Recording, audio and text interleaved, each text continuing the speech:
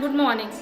स्वराज्याचे संस्थापक छत्रपती शिवाजी महाराज यांच्या काळामध्ये रायगड हा राजधानीचा भव्य गड होता। तर या गडावर सर्वसामान्य लोक आपला व्यापार करण्यासाठी, आपले कामं करण्यासाठी रोज ये जा करायचे आणि त्यात तिथे हिरकणी नावाची अतिशय प्रेमळ आणि अतिशय साधी भोळी पण मनाने खूप धैर्यवान असलेली स्त्री दूध विकण्यासाठी येत असे। तर असेच एकदा दूध विकण्यासाठी ती गडावर आली असता सूर्यास्त कधी झाला हे तिला कळलेच नाही आणि तिथे असा एक नियम होता की सूर्यास्त झाल्यानंतर गडाचे दरवाजे बंद करण्यात येत असे आणि ते दरवाजे दुसऱ्या दिवशी सकाळी उघडण्यात येत असे। याच्यामुळं तिच्या लक्षातच आले नाही की सूर्यास्त कधी झाला आणि गडाचे दरवाजे बंद झाल्यामुळे ती बाहेर जाऊ शकत नव्हती।